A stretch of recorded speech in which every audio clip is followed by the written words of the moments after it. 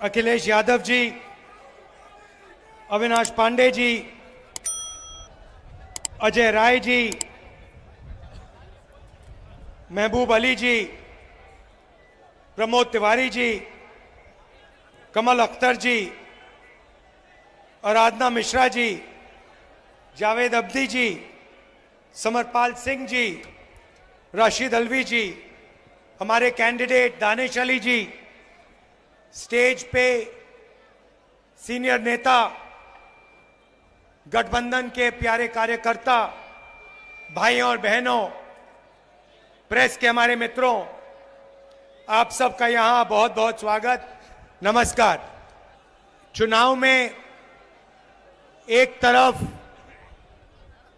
India गठबंधन और दूसरी तरफ बीजेपी और आरएसएस, ये विचारधारा की लड़ाई है।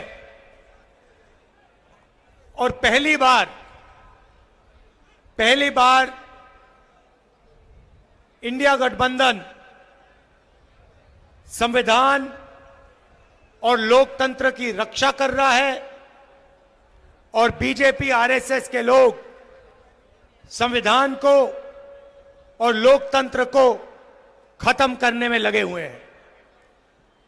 आपने सुना होगा, बीजेपी के नेताओं ने कहा कि अगर हम चुनाव जीत गए तो संविधान को हम बदल देंगे। सबसे पहले मैं इनसे कहना चाहता हूं, दुनिया में ऐसी कोई शक्ति नहीं है जो हिंदुस्तान के संविधान को बदल सके।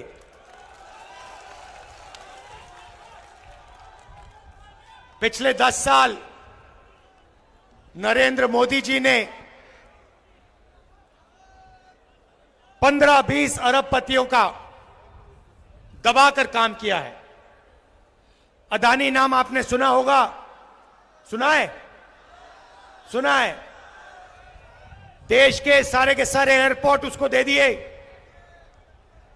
पोर्ट्स दे दिए,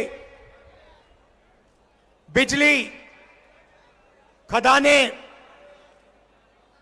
डिफेंस की पूरी इंडस्ट्री दे दी। तरीका बड़ा सिंपल है, एक तरफ आपका ध्यान भटकाते हैं, दूसरी तरफ हिंदुस्तान का पूरा धन इन्हीं 20-25 लोगों को दे देते हैं। पता नहीं आपको मालूम या नहीं, नरेंद्र मोदी जी ने हिंदुस्तान के सबसे अमीर अरबपतियों का 16 लाख करोड़ रुपया कर्जा माफ किया है।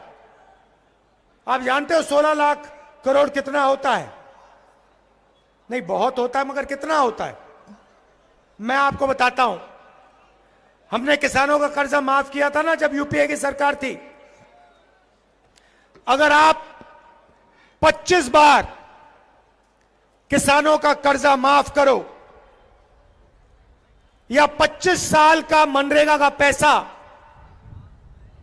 इन्होंने 10-15 लोगों का कर्जा माफ किया है।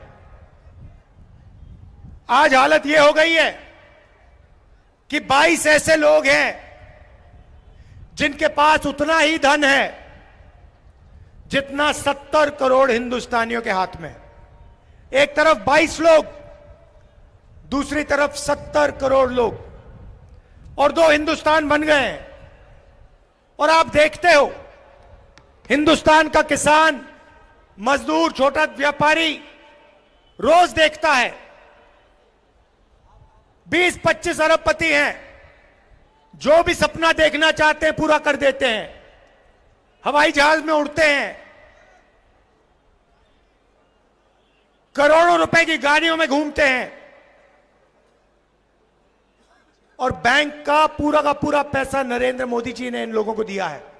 पैसा कहां से आता है? जीएसटी से आता है। आपका पैसा है।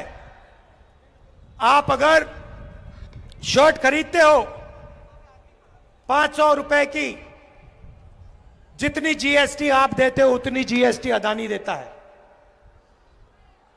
आपकी आमदनी हजारों में, उसकी आमदनी हजारों करोड़ों में, मगर जितनी जीएसटी आप देते हो उतनी जीएसटी वो देता है। ये हिंदुस्तान की सच्चाई है। और ये 20-25 बड़े अरबपति चाइना का माल हिंदुस्तान में बेचते हैं।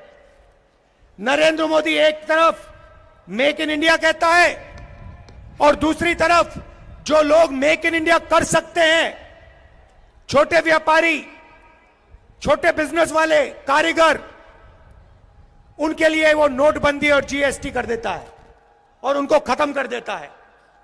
उसको कोई मेक इन इंडिया नहीं चाहिए, उसे सिर्फ मेक इन चाइना चाहिए, क्योंकि वो चाहता है कि चाइना का माल हिंदुस्तान में बिके और अरबपतियों का उसका फायदा हो। अब आप मुझसे सवाल पूछोगे, इंडिया गठबंधन क्या करेगा? मैंने आपको बोला, एक तरफ 22 लोग, दूसरी तरफ 70 करोड़ लोग। और आप मुझसे पूछोगे, ठीक है, आपने हमें बता दिया कमी कहां है, मगर कांग्रेस पार्टी और इंडिया गठबंधन क्या करने जा रही है? बेरोजगारी के बारे में क्या करने जा रही है? गरीबी के बारे में क्या करने जा रही है? किसानों की मदद कैसे करेगी? ये आपके दिल में सवाल है। तो आज मैं आपको इन सवालों के जवाब देने आया हूं और हम साफ बता देते हैं। और मैं आपको आज 3-4 चीजें कहने आया हूं। सबसे पहले, गरीबी। नरेंद्र मोदी जी ने लाखों करोड़ रुपए अरबपतियों को दिए। मैं आपको बता रहा हूं, इंडिया गठबंधन जितना पैसा उन्होंने अरबपतियों को दिया है, उतना पैसा हम हिंदुस्तान के गरीबों को देने जा रहे हैं। अच्छा लगे ना लगे, हम ये काम करने वाले हैं। मीडिया वाले कहेंगे कि देखो, अगर किसानों का कर्जा माफ होगा तो किसानों की आदत खराब होगी। कहते थे मनरेगा में मजदूरों की आदत खराब होती है, मगर यह कभी नहीं कहते कि जब नरेंद्र मोदी ने 16 लाख करोड़ रुपए अरबपतियों का कर्जा माफ किया तो उनकी आदत खराब होती है। यह कभी नहीं कहते। तो मैं सिर्फ एक बात कह रहा हूं, अगर उनका कर्जा माफ होगा तो किसानों का भी होगा। अगर उनको पैसा मिलेगा तो मजदूरों को, किसानों को, बेरोजगार युवाओं को भी मिलेगा। तो हमारा पहला कदम, जिसे हम महालक्ष्मी योजना कहते हैं, क्रांतिकारी काम है। दुनिया की किसी भी सरकार ने यह काम नहीं किया आज तक। किसी भी देश की सरकार ने जो हम करने जा रहे हैं यह सोचा भी नहीं है। और मैं आपको बता रहा हूं, जैसे ही हमने यह काम किया, बाकी देशों की सरकार लाइन लगा देंगी और सारी की सारी एक के बाद एक यही क्रांतिकारी काम करना शुरू कर देंगी। लिख के ले लो। तो महालक्ष्मी योजना क्या है? हिंदुस्तान के सारे गरीब परिवारों की हम लिस्ट बनाएंगे। उसमें से आपके भी नाम होंगे। सारे परिवारों की लिस्ट बनेगी और हर गरीब परिवार में हम एक महिला को चुनेंगे।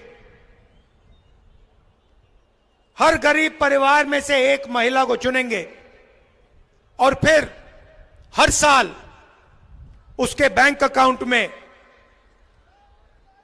कांग्रेस पार्टी 1 लाख रुपया सीधा डाल देगी। 8,500 रुपए महीने के, 1 लाख रुपए साल के, इंडिया गठबंधन ठगाठक हर महीने हजारों करोड़ रुपए हिंदुस्तान के सबसे गरीब परिवारों को सीधा बैंक अकाउंट में जाएगा। आंगनवाड़ी और आशा की महिलाएं, आप अच्छी तरह सुन लो, जो आज आपको आमदनी मिल रही है उसे हम चुनाव के बाद दुगना करने जा रहे हैं। अब युवा कहेंगे, राहुल जी हमारा क्या होगा?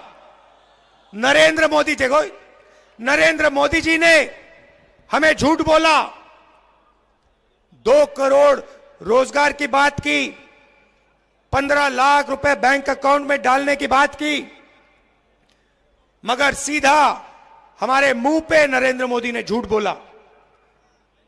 तो मैं आपको 2-3 चीजें कहना चाहता हूं। सबसे पहले हमने चेक किया, हिंदुस्तान की सरकार में 30 लाख खाली पोस्ट पड़ी हुई हैं। सबसे पहला काम, ये जो 30 लाख सरकारी नौकरियां हैं, हम आपके हवाले कर देंगे। दूसरा काम, पहले हिंदुस्तान के युवाओं को सेना में रोजगार मिलता था, पेंशन मिलती थी, अगर कुछ होता, शहीद होते तो शहीद का दर्जा मिलता था, कैंटीन मिलती थी। नरेंद्र मोदी जी ने वो सब बंद कर दिया, 2 तरीके के शहीद बना दिए।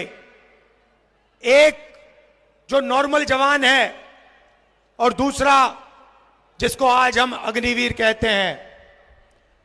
शहीद होंगे तो अग्निवीर को शहीद का दर्जा नहीं मिलेगा, उसको कैंटीन नहीं मिलेगी, उसको पेंशन नहीं मिलेगी, उसको ट्रेनिंग 6 महीने की मिलेगी। चाइना का जवान 5 साल ट्रेनिंग करके आएगा और हमारा अग्निवीर 6 महीने की ट्रेनिंग लेकर उसके सामने खड़ा हो जाएगा। नतीजा आपको मालूम है। यह जो अग्निवीर योजना है, हमारी सरकार बनेगी, इसको हम रद्द कर देंगे, उठा के फाड़ के फेंक देंगे। और जैसे पहले होता था, पेंशन मिलेगी, शहीद का दर्जा मिलेगा, कैंटीन मिलेगी। देखिए, यह अग्निवीर योजना सेना नहीं चाहती, यह प्रधानमंत्री का निर्णय है, पीएम ऑफिस ने यह योजना बनाई है। सेना को यह नहीं चाहिए और हम इसको रद्द करने जा रहे हैं। पेपर लीक की बात आप जानते हो, आपको सालों काम करना पड़ता है, पढ़ाई करनी पड़ती है, पेपर के दिन आपको पता लगता है कि पैसा देकर बेईमानों ने पेपर लीक करवा दिया और आप देखते रह गए। हम एक कानून लाएंगे, जिसने भी ये पेपर लीक का काम किया उसे कड़ी से कड़ी सजा मिलेगी। और ये जो आजकल फैशन बना रखा है कि प्राइवेट कंपनियां पेपर चेक करवा रही हैं, इसको हम बंद करवा देंगे। अब मैंने आपको महालक्ष्मी योजना के बारे में बोला, क्रांतिकारी योजना है। अब मैं आपको युवाओं के लिए एक क्रांतिकारी योजना के बारे में बताना चाह रहा हूं। आप जानते हो, अरबपतियों के बेटे, बड़े बड़े बिजनेसमैन के बेटे जॉब मार्केट में जाने से पहले अप्रेंटिसशिप करते हैं। 6 महीने की उनको नौकरी मिलती है, बड़ी सी बड़ी कंपनी में जाते हैं, ट्रेनिंग मिलती है, बैंक में पैसा आता है और फिर वो परमानेंट जॉब में जाते हैं। मगर यह सुविधा हिंदुस्तान के बेरोजगार युवाओं को कभी नहीं मिली।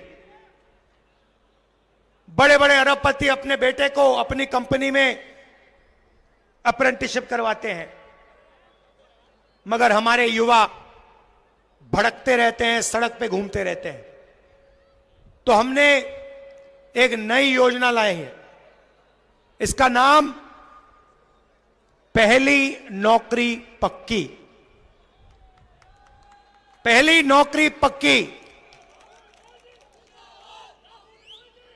हिंदुस्तान के सारे ग्रेजुएट्स, यूनिवर्सिटी के ग्रेजुएट, कॉलेज के ग्रेजुएट, डिप्लोमा होल्डर्स, आप सुन लो, यह आपके लिए योजना है। इससे आपकी जिंदगी बदलने जा रही है। तूफान आने वाला है। प्राइवेट कंपनियों में, हिंदुस्तान के पब्लिक सेक्टर में और सरकारी ऑफिसेज में हम हिंदुस्तान के ग्रेजुएट्स को अप्रेंटिसशिप का अधिकार देने जा रहे हैं। मतलब अगर आपने हिंदुस्तान की सरकार से अप्रेंटिसशिप मतलब 1 साल की नौकरी मांगी तो यह आपका अधिकार है, सरकार आपको मना नहीं कर सकती। 1 साल की नौकरी मिलेगी, उसमें आपकी ट्रेनिंग होगी। प्राइवेट सेक्टर में, पब्लिक सेक्टर में, बीएचईएल, एचएएल जैसे कंपनियों में, सरकारी ऑफिसेज में 1 साल आपकी ट्रेनिंग होगी। 1 साल में आपके बैंक अकाउंट में सरकार 1 लाख रुपया, 8,500 रुपए हर महीने खटाखट डालेगी। उसके बाद 1 साल के बाद आप ट्रेंड होगे, हिंदुस्तान के पास एक ट्रेंड वर्कफोर्स होगी और अगर आपने अच्छा काम किया तो आपकी नौकरी पक्की हो जाएगी। क्रांतिकारी काम है और ये हम आपके लिए करने जा रहे हैं। यहां किसान भाई हैं और नरेंद्र मोदी जी ने आपको सबसे ज्यादा तंग किया है। मैं जानता हूं, आप देखते हो अरबपतियों का कर्जा माफ होता है, दिल में आपको दर्द होता है और जब अपना अनाज बेचने जाते हो आपको सही रेट कभी नहीं मिलता और आपके दिल में यही 2 सवाल हैं। पहला, हमारा कर्जा कभी माफ क्यों नहीं होता, और दूसरा, हमें धान के लिए, शुगर केन के लिए, गेहूं के लिए सही दाम कभी नहीं मिलता, क्यों? तो इन 2 सवालों के जवाब मैं आपको देने आया हूं। जैसे ही हमारी सरकार आएगी, जैसे हमने यूपीए के समय किया था, वैसे ही हम किसानों का कर्जा माफ करने जा रहे हैं। और सिर्फ एक बार नहीं भाई, हम किसानों का एक कमीशन बैठाएंगे और जब भी किसानों को कर्जा माफी की जरूरत होगी वो कमीशन किसानों का कर्जा माफ करेगा। और दूसरा काम, ऐतिहासिक और क्रांतिकारी काम, पहली बार हिंदुस्तान में किसानों को कानूनी मिनिमम सपोर्ट प्राइस एमएसपी दी जा रही है। सारे के सारे किसानों को मिनिमम सपोर्ट प्राइस, कानूनी minimum support price Congress party और इंडिया गठबंधन देने जा रहा है। अब यहां मजदूर बैठे हैं, खड़े हैं, आप कहोगे गरीबों के लिए आपने काम किया, किसानों के लिए काम किया, मजदूरों का क्या होगा? सबसे पहले महालक्ष्मी योजना में आपका फायदा होगा। आपके बैंक अकाउंट में हर साल 1 लाख रुपया आएगा। मगर हम बात वहां नहीं रोकेंगे। मनरेगा का आज कितना पैसा बनता है, कितना है रेट, कितना है मनरेगा का?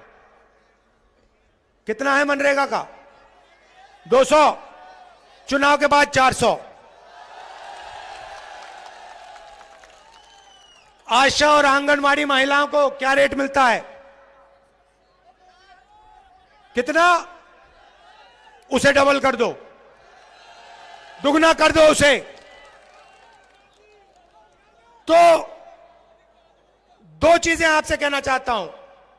सबसे पहले संविधान की रक्षा, और दूसरी चीज, जितना पैसा नरेंद्र मोदी जी ने अरबपतियों को दिया है उतना पैसा इंडिया गठबंधन की सरकार, कांग्रेस पार्टी की सरकार गरीबों को, किसानों को, मजदूरों को देने जा रही है।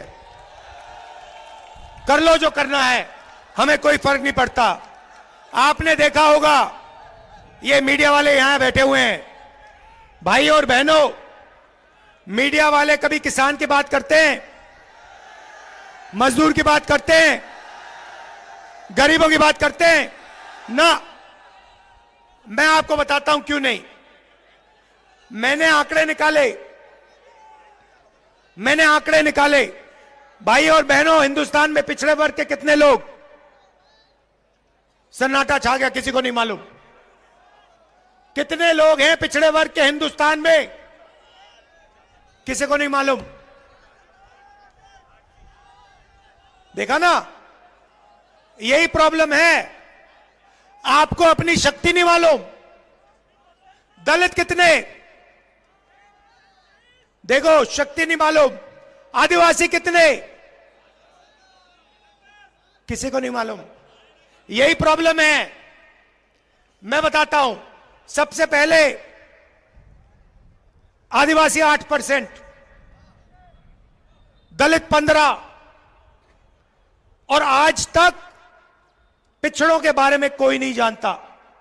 आपकी सबसे बड़ी आबादी है, मगर हिंदुस्तान में किसी को नहीं मालूम कि पिछड़े वर्ग के कितने लोग हैं। अगर मैं अखिलेश जी से पूछूं, वो भी आपको नहीं बता पाएंगे कि आज हिंदुस्तान में पिछड़े वर्ग के कितने लोग हैं। सबसे ज्यादा हैं, मगर बता नहीं पाएंगे, क्योंकि हिंदुस्तान की सरकार यह आंकड़ा हिंदुस्तान की जनता को नहीं देना चाहती है। यह है जादू। भाई और बहनों, मीडिया के मालिकों की लिस्ट निकाली मैंने, मीडिया की बड़ी बड़ी कंपनियों की लिस्ट निकाली, ये जो एंकर्स है ना हिंदुस्तान में, इनकी लिस्ट निकाली, बड़े बड़े पत्रकारों की लिस्ट निकाली। भाई और बहनों, इनमें एक पिछड़ा नहीं मिला मुझे, एक पिछड़ा नहीं है इनमें, एक दलित नहीं है, एक आदिवासी नहीं है, एक गरीब जनरल कास्ट का नहीं है, एक माइनॉरिटी का नहीं है। मतलब 90% हिंदुस्तान मीडिया में है ही नहीं। कैसे आपकी बात लिखेंगे ये? अब आप कहोगे, मुझे कहोगे राहुल जी, पता नहीं, आप कहोगे राहुल जी हम मीडिया में कंट्रोल नहीं चाहते, शायद आप कहो। तो फिर मैं आपसे पूछता हूं, हिंदुस्तान की 200 सबसे बड़ी कंपनियों के मालिकों की लिस्ट में पिछड़े कितने, दलित कितने, आदिवासी कितने, बताओ?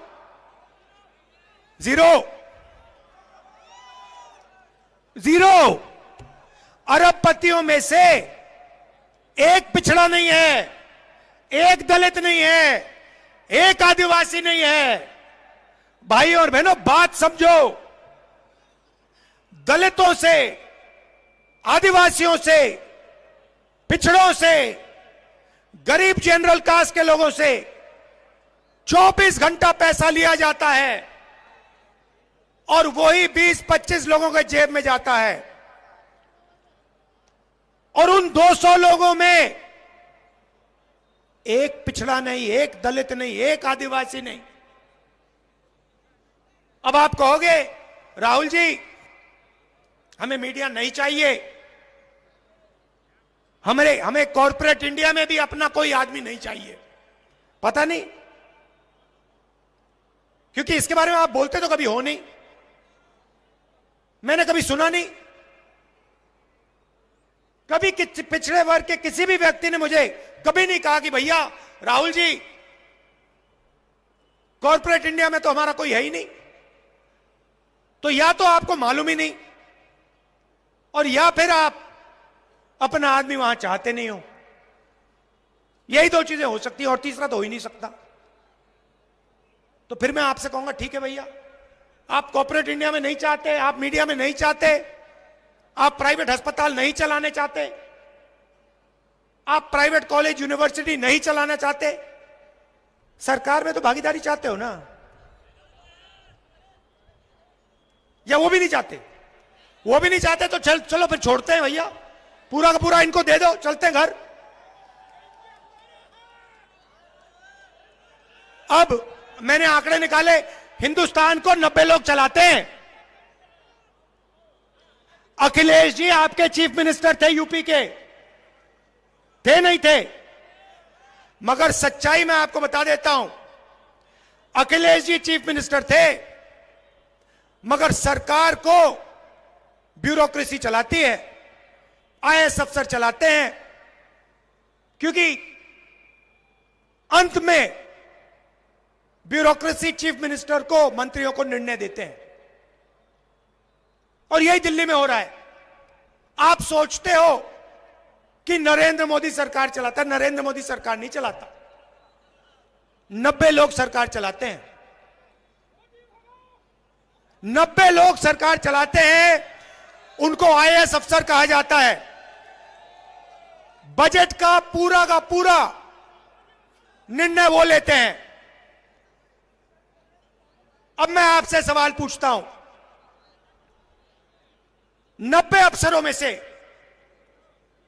जो रेलवे का बजट, डिफेंस का बजट, उत्तर प्रदेश को कितना पैसा मिलेगा, छत्तीसगढ़ को कितना जाएगा, जीएसटी कैसे बनेगी, मनरेगा कैसे बनेगा, ये सारे के सारे निर्णय 90 लोग लेते हैं। प्रधानमंत्री, चीफ मिनिस्टर फाइनल डिसीजन जरूर लेता है, साइन जरूर करता है, मगर ये 90 लोग हिंदुस्तान की सरकार को चलाते हैं। अब मैं आपसे पूछता हूं, 90 में से पिछड़े कितने? वो देखो एक आदमी होशियार है वहां पे, वो ये कर रहा है। भाई और बहनों, 90 में से 3 आपके, 3 आपके, आपकी आबादी कम से कम 50%, और 90 में से 3 आपके, आदिवासियों की आबादी 8%, 90 में से 1 उनका, दलितों की आबादी 15%, 90 में से 3 उनके। मगर यह जरूरी नहीं है, जरूरी आंकड़ा मैं अब आपको देने जा रहा हूं। अगर हिंदुस्तान की सरकार 100 रुपए खर्च करती है, अगर हिंदुस्तान की सरकार 100 रुपए खर्च करती है, तो ओबीसी अफसर 5 रुपए का निर्णय लेते हैं। फिर से कहता हूं, अगर हिंदुस्तान की सरकार बजट में 100 रुपए खर्च करती है, ओबीसी अफसर 5 रुपए का निर्णय लेते हैं। दलित अफसर 100 रुपए में से 1 रुपया, और आदिवासी अफसर 100 रुपए में से 10 पैसा। इन सबको जोड़ो, आपकी आबादी 73% है। 73% लोग 100 रुपए में से 6 रुपया 10 पैसा का निर्णय लेते हैं। आपको लग रहा है कि आपके साथ अन्याय हो रहा है, मगर कितना और कैसा अन्याय हो रहा है वो आपको बात समझ नहीं आ रही। वो आज मैंने आपके सामने रखी है। अब आप कहोगे राहुल गांधी ने समस्या तो बता दी मगर इलाज नहीं बताया, हम फंसे पड़े हुए हैं, 100 रुपए में से 6 रुपए का निर्णय हम ले रहे हैं, सरकार में भागीदारी नहीं है। राहुल गांधी ने मूड खराब कर दिया, हमें सच्चाई बता दी और फिर सुझाव नहीं दिया, है ना? तो जवाब भी दे देता हूं। आपको कभी चोट लगी है? लगी? हाथ टूटा आपका? पैर टूटा? फ्रैक्चर हुआ कभी? हुआ? क्या हुआ? पैर का हुआ? पैर का फ्रैक्चर हुआ। जब पैर का फ्रैक्चर हुआ, डॉक्टर ने आपको क्या कहा? पहली बात क्या कही थी? एक्सरे कराओ, एक्सरे कराओ। मैं भी यही कह रहा हूं, हिंदुस्तान का एक्सरे करा दो।